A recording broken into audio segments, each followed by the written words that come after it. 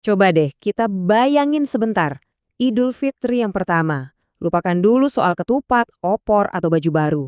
Bayangin suasananya di tengah gurun pasir setelah baru saja melalui pertempuran yang benar-benar antara hidup dan mati.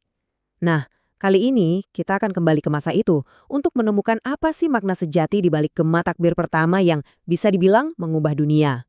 Buat kita sekarang, Idul Fitri itu kan identik dengan pesta, kumpul-kumpul, baju baru, iya kan? Tapi coba lihat perbandingan ini deh. Idul Fitri yang pertama itu, wah jauh banget bedanya. Ini bukan soal perayaan materi, tapi soal syukur dan pengorbanan. Bukan pertemuan mewah, tapi komunitas yang ikatannya dalam banget. Dan yang paling penting, bukan soal liburan santai, tapi soal kemenangan spiritual. Nah, esensi inilah yang mau kita gali bareng-bareng. Oke, untuk mengerti betapa revolusionernya Idul Fitri, kita perlu lihat dulu sebelumnya tuh kayak gimana sih? Khususnya di Madinah, sebelum Rasulullah Shallallahu Alaihi Wasallam hijrah ke sana. Nah, ini menarik banget. Jadi, sebelum ada Idul Fitri, masyarakat Madinah itu udah punya dua festival besar, namanya Nairos dan Maharajan. Ini tuh warisan dari budaya Persia. Isinya, ya pesta-pesta duniawi aja, makan-makan sampai berlebihan, terus ada game atau kompetisi buat pamer kekayaan, buat sombong-sombongan gitu. Semuanya ya soal fisik, soal dunia, nggak ada nilai spiritualnya sama sekali. Terus datanglah Nabi Muhammad Shallallahu Alaihi Wasallam. Dan hebatnya, beliau itu nggak langsung bilang, ini dilarang, haram. Enggak. Beliau justru menawarkan sesuatu yang jauh lebih baik, lebih mulia. Beliau bilang, sesungguhnya Allah telah menggantikan keduanya untuk kalian dengan dua hari yang lebih baik, hari Adha dan hari Fitri. Ini bukan sekedar ganti kalender perayaan loh, ini adalah sebuah revolusi spiritual. Tapi Idul Fitri pertama ini nggak datang begitu aja di atas karpet merah. Sama sekali nggak. Kelahirannya itu ditempa oleh ujian yang super berat. Bayangin, ada dua tantangan raksasa yang datang hampir bersamaan di tahun kedua Hijriah. Coba deh kita posisikan diri di sana, di tahun kedua Hijriah.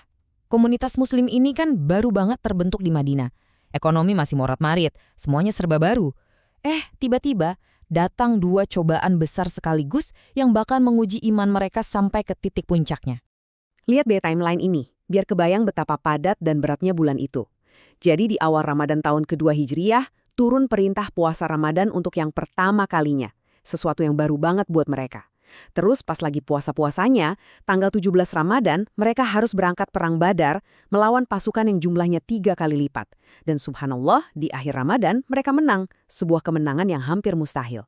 Nah, baru setelah semua itu, terbitlah Fajar 1 Syawal, Idul Fitri yang pertama. Jadi Idul Fitri ini benar-benar lahir dari ketaatan total dan pengorbanan yang luar biasa. Oke, sekarang coba kita pindah ke pagi harinya. Pagi 1 Syawal itu. Bayangin deh suasananya. Pagi itu pasti beda banget. Ada getaran yang belum pernah dirasain sebelumnya.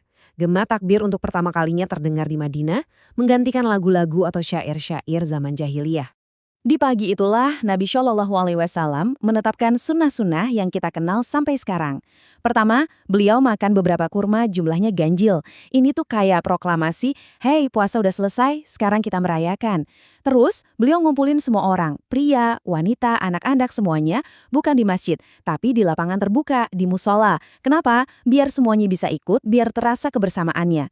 Beliau memimpin takbir, terus pas pergi dan pulangnya lewat jalan yang beda, tujuannya biar bisa ketemu dan menyapa lebih banyak orang. Dan yang paling krusial, beliau memastikan zakat fitrah udah dibayar, jadi nggak ada satu orang pun yang kelaparan di hari kemenangan itu.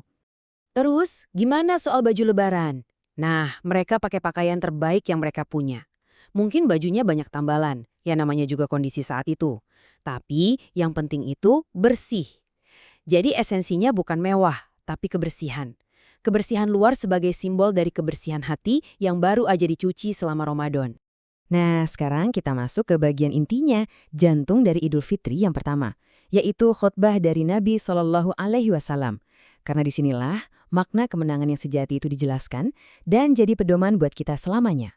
Jadi dalam khotbahnya beliau meluruskan pemahaman. Beliau menegaskan, Idul Fitri ini adalah perayaan kemenangan atas diri sendiri.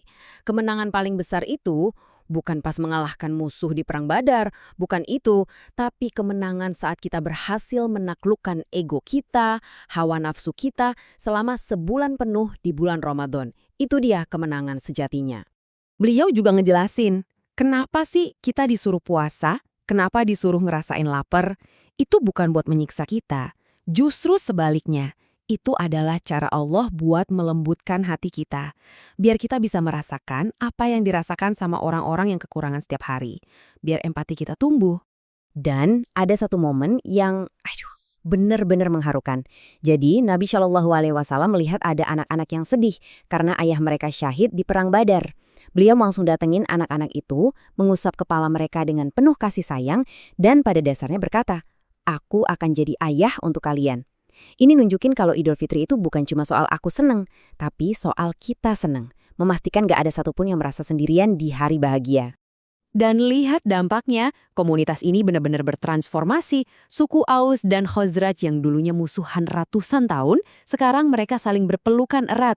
Gak ada lagi persaingan suku. Di mana-mana terdengar ucapan taqabbalallahu minna wa minkum. Semoga Allah menerima amal kami dan kalian.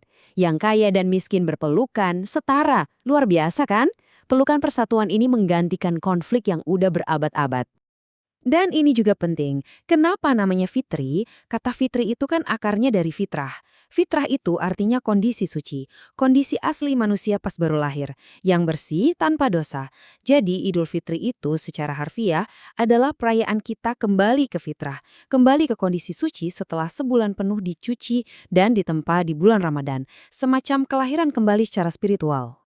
Oke, ceritanya kan keren banget, tapi pertanyaannya, so what? Apa artinya semua ini buat kita sekarang yang hidup 1400 tahun kemudian?